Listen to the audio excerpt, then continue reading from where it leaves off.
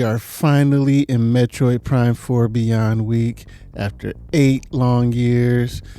18, if you really think about it. Metroid Prime 4 Beyond is almost here, and everything that I've seen shows me that Retro Studios is cooking up something really special with Metroid Prime 4 Beyond, and I'm talking Game of the Year type of special.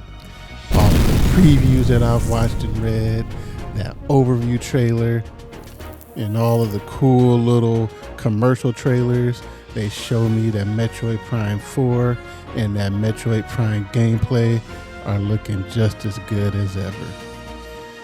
But there has been that one thing, we do have to talk about that. It's had the internet in an uproar. It has been extremely divisive, and it's had some Metroid fans really worried, but I'm here to tell you, don't you worry, Metroid Prime fans. We're going to talk about all of that and more in today's video. What's up, everyone? This is Justin. Welcome to Just Keep Playing. Please join me today as we talk about Metroid Prime 4 Beyond and why we can trust that Retro Studios is cooking up something special that we'll all be able to get our hands on here really soon.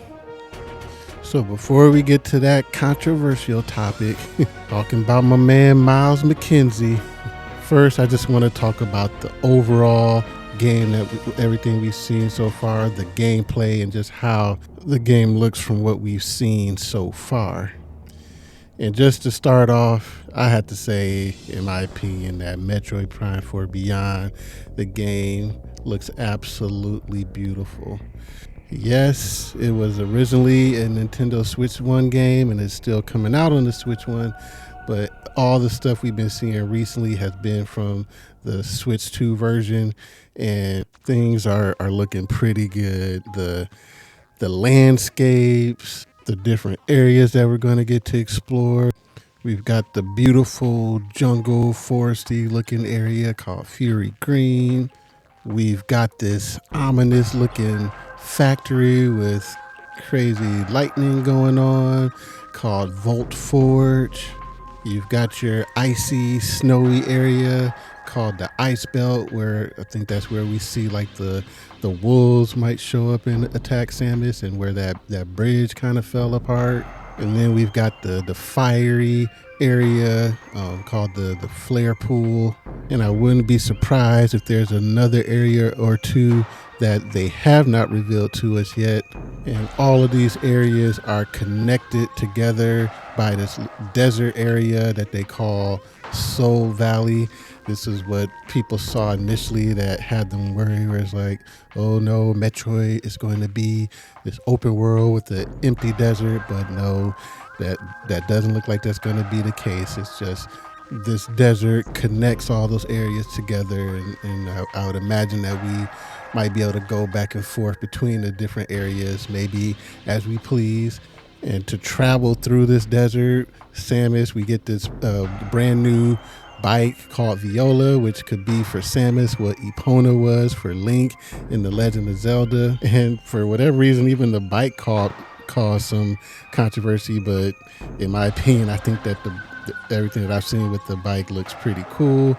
You could fight enemies with the bike, hitting them, using attacks with the bike, and it looks like there might even be like a boss type battle enemy creature that we have to face while we're traveling around on this motorcycle. So I'm excited to see what Viola adds to the gameplay of Metroid Prime. And just the scope of everything just really looks like we have a grand adventure on our hands. And then you have the character models and the different creatures and bosses that we're going to be facing on this planet of Vuros. Just everything about Metroid Prime 4 Beyond is making Metroid look better than it has ever looked before. And just keep in mind that yeah, it's been 18 years basically since the last brand new Metroid Prime game. Yeah, we got Metroid Prime Remastered, and that looked really, really good, but it was a GameCube game, a remade GameCube game. So this is the actual legit first brand new Metroid Prime game in the HD era. That's really kind of crazy to think about, but you can just see the love and the passion and the craftsmanship and the attention to detail all just brought to the next level. And that alone has me excited to see what Retro Studios has been cooking up for Metroid Prime 4 Beyond. And then we had to talk about the powers and abilities and, oh yes, those controls in Metroid Prime 4 Beyond. But first, before we get to that, if you are enjoying this video and if you're excited for Metroid Prime 4 Beyond, let me know your excitement level in the comments below. And then while you're here, make sure that you hit that like and subscribe button and join me on the channel here, because we will be talking a whole lot more about Metroid Prime 4 Beyond. Now, Samus does have many of her standard abilities and items and powers in Metroid Prime 4 Beyond. She has the power beam that you can either do that with rapid fire or you can charge it. You got the missiles which lock on and do target tracking. Of course, your girl, she can jump. She's got the morph ball. You can dash while being locked on, which is great for dodging and positioning, especially if there are enemies that you'll have to target very specific areas, like have to get behind them or something like that.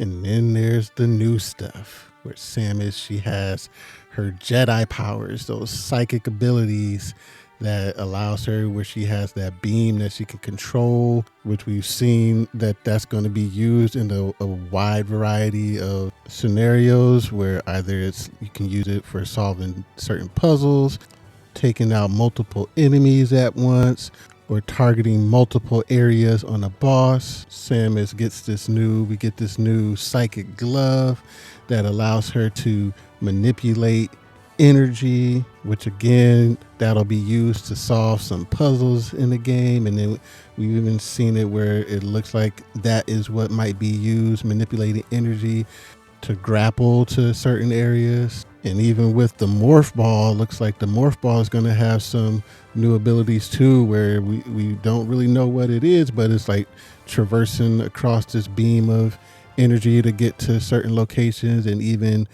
using the morph ball, using energy to grapple across areas as well. And again, I would not be surprised if there's just one or two more things that they've been keeping from us, that they've been hiding from us, that we'll only discover once we start playing the game for ourselves. And then we have to talk about the controls in Metroid Prime 4 Beyond. The mouse mode continues to look really good, and just the seamless implementation of it is just awesome. And if I'm not mistaken, I think that this is the first for real legit first party game that actually takes advantage of the mouse controls on the Nintendo Switch 2.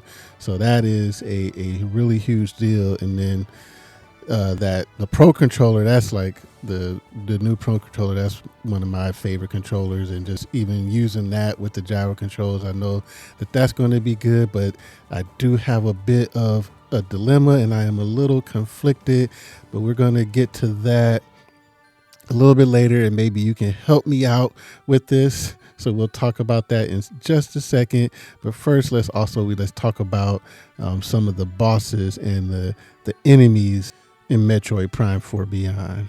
So talking about the bosses and enemies in Metroid Prime 4 Beyond, we did just get word that there are going to be 3 difficulty levels in Metroid Prime 4 Beyond. You're going to have your casual mode and your normal mode, and those 2 are just going to be the initial modes from the beginning of the game. But after you beat the game, you will be able to unlock the hard mode. I do wish that hard mode was there just from the get-go, and that you didn't have to play through the game to unlock it initially, but it is cool that it's going to be an option.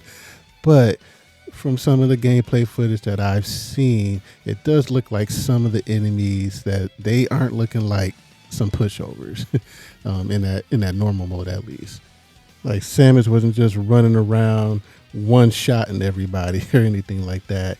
And they actually, like, we've seen some of the enemies actually smacking Samus's missile away after she shot it at them. Like, they were get that weak stuff out of here. And I thought that was pretty cool.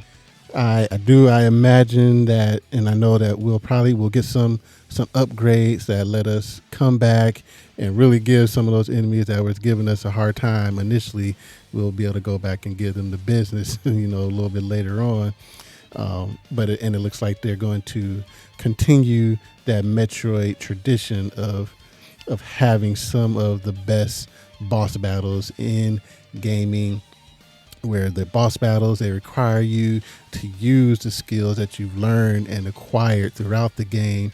Like, one of the newer ones that we've seen has been this plant-like tentacle boss fight, where you have to actually use that control beam and target multiple areas of the boss to take it out all at once. Because if you focus on one at a time, it'll just keep regenerating its limbs over and over. So the Metroid Prime 4 Beyond gameplay is just looking absolutely amazing, and just looks like it's going to just hold up to that Metroid Prime tradition and legacy of just an amazing gameplay loop.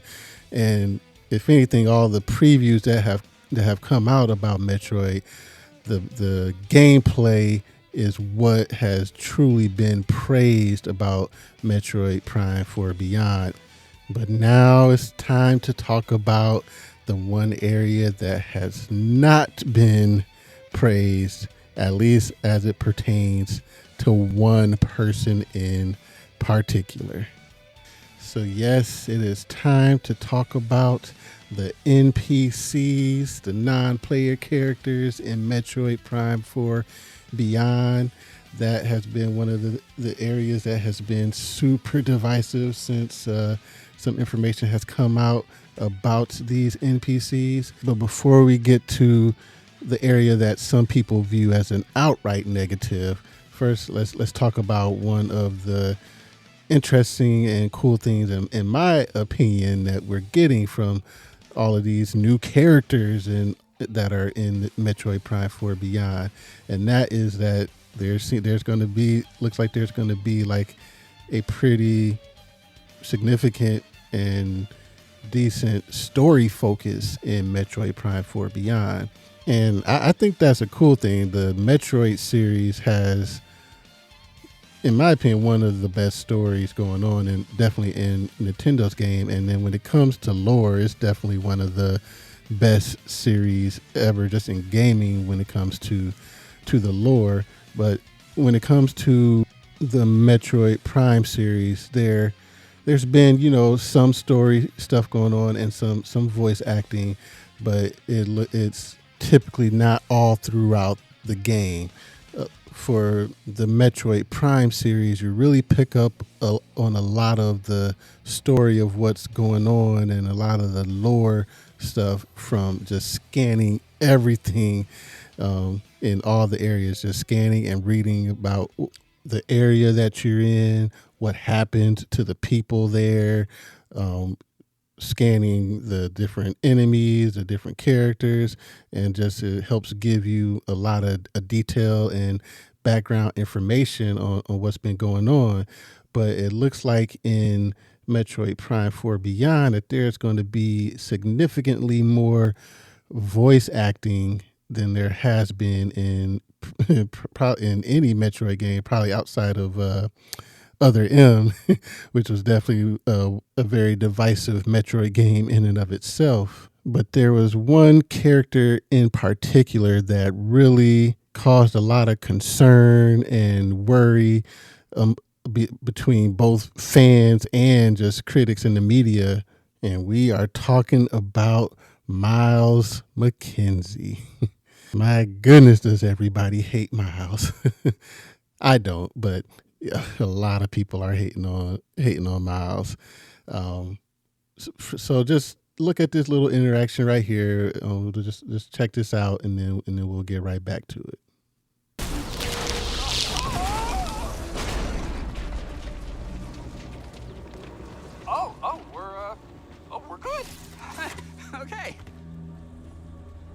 I'm coming down.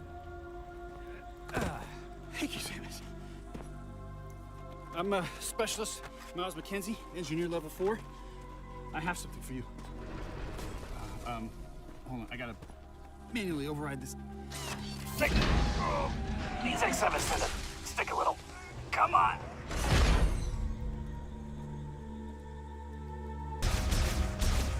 Ah! See?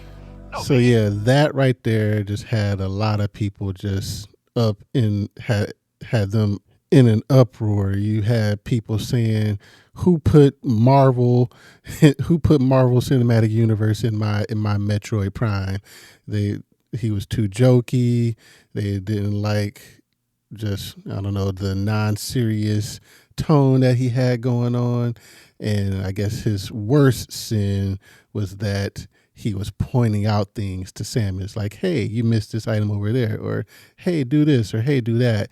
And look, I get that part of things. Like, yes, the Metroid and Metroid Prime games are about that isolation, that exploring, that discovery, and just figuring out things for yourself and on your own, and having some character be like, hey, Samus, you should try this, or hey, Samus, you missed this, or hey, Samus, do that.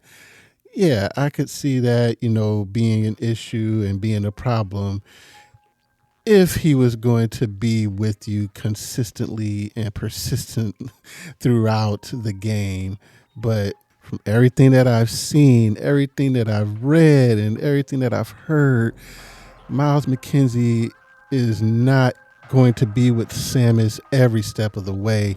If anything, it just looked like Myles McKenzie was kind of serving as a tutorial type of character to maybe just help out players that are new to this world and new to this style of gameplay, just to help get them thinking in that mindset of how to play a Metroid Prime style of game.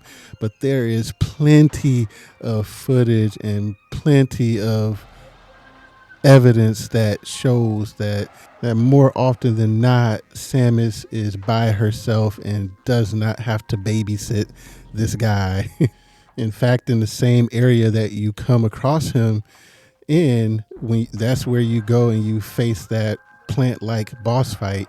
And during that boss fight, Samus is taking on that boss by herself without a Myles McKenzie saying, hey, Samus, you should target those tentacles all at once.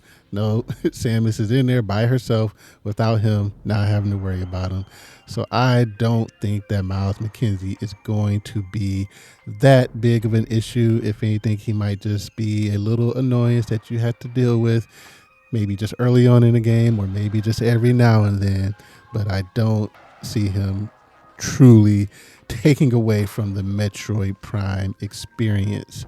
Now, my only beef with Myles McKenzie is coming in the form of some of these journalists that are already preparing for some, in my opinion, some fraudulent reviews, because people have been saying they've heard some reviewers actually saying that they're going to be docking points off because of Myles. Like, they're already going in with a negative and mad perspective, like, I'm about to skewer this game because I don't like what they did with this, and I'm gonna make them pay for that with my review. And I don't like that. I think that's unprofessional.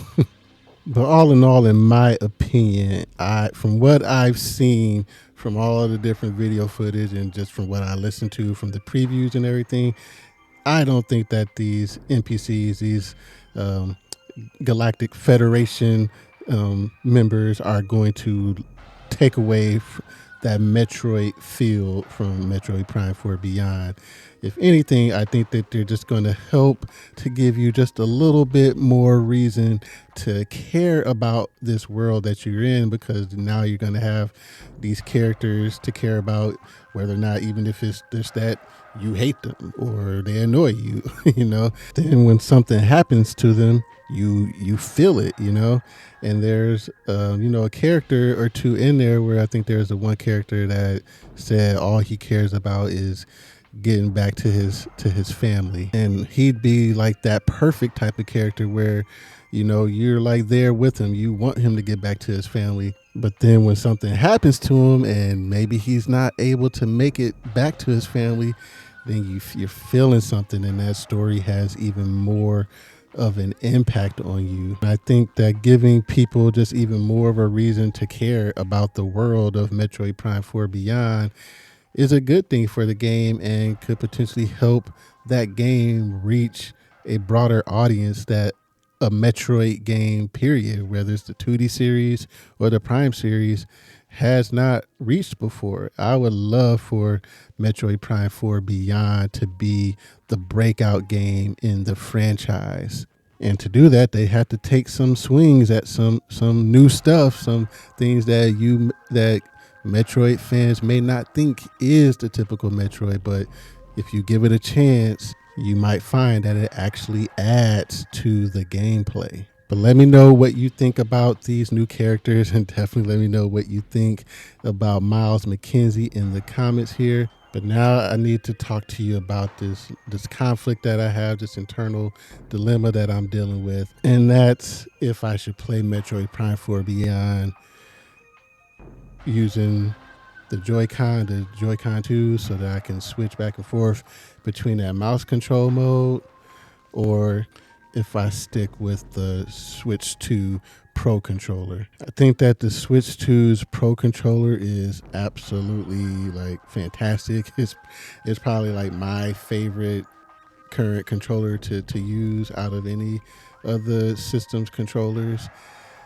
But I have used the mouse control mode in some games, and it has been a game changer in those games for me. Just how it's made some actions just seem so much less cumbersome. And I know aiming with the mouse control is probably going to be just like chef's kiss. Like, it's going to be really good. But I do love my gyro aiming and the like that Pro controller. So let me know what control scheme you're going to be using in Metroid Prime 4 Beyond in the comments. Are you team mouse mode or are you team Pro controller? Let me know in the comments. And just thank you so much for watching. We finally made it to Metroid Prime 4 Beyond. Just a few more days now, but while you wait, you can check out this video right here where I talk about the game that started it all, the original Metroid Prime. And until next time, I'll see you later. Just keep playing. Have a good one. Peace.